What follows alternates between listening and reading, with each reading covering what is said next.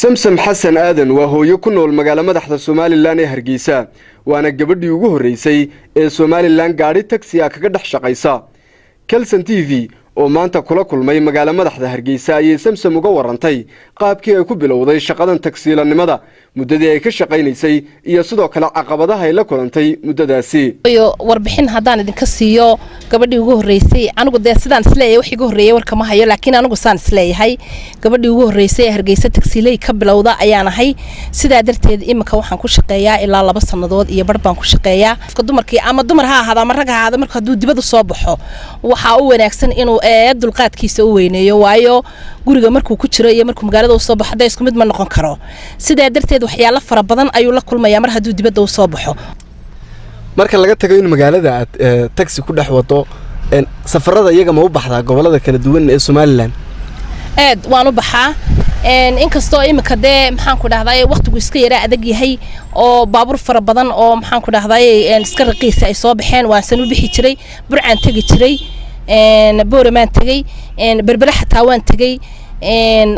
waan tagaa samsam xasan aadan waxa ay si gaar ah u tilmaantay qisooyin cabsi geliyay nafteeda xilliye ay hawlo shaqo ugu kala socdaalaysay gobollo ka mid ah Soomaaliland oo masaafo ahaan aad u kala durugsan aniga oo qolo aroos qaaday oo magaalada la yiraahdo boorama tagay ka soo laba goor noqday goor ay 3 galabnimo tahay magaalada dila la yiraahdo inaan ka soo qaatay oo aan ilaahay dartii u soo qaaday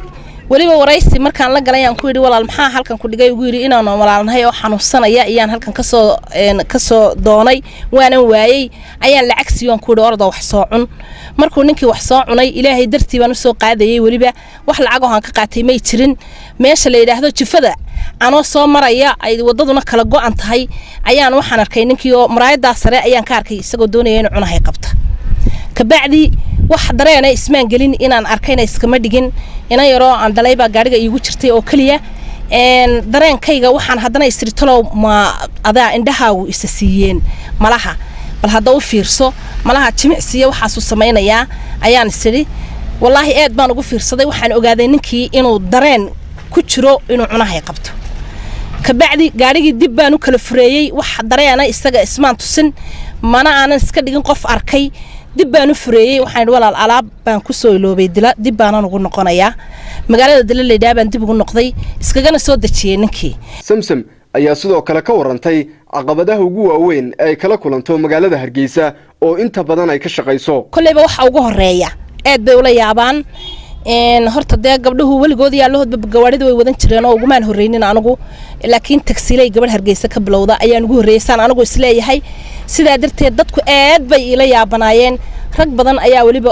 oo aanan is odhan karin dadku way wada xun yihiin ayaa yaaflagaadayn jiray imika laakiin waxaan u arkaa in la ibartay oo gabdho kale igu soo biireen oo fara badan ma sha Allah ay igu soo biireen oo igu soo dhiiradeen marka waxaan leeyahay iyaga naftirkooda inay soo dhiiradaan oo ay soo bataan ayaan jecelahay waxaan ragga tusayaa in dumarku wax kasta ay qaban karaan waagaag daawadayaal hadda waxaanu tagi doonaa xafiiskii Kalsan TV annagoo ka tagayna suuqa weyn ee magaalada Hargeysa waxaan rabnaa hadda inaad nageyso samsamay xafiiskii Kalsan marxabiya gudoon dhaqamada soo jireenka ah ee Soomaalidu leedahay ayaa inta badan waxa asaas u ahaa in dumarku aysan gaari ku shaqaysan karin laakiin arrimahaasi hadda waxay u muuqdaan kuwa sii dabar go'aya maadaama xadaaradda iyo sidoo kale isdhexgalka bulshooyinka dunidu ay si weyn u sii xoogaysatay Khalid Bulshaawi Kalsan TV Hargeysa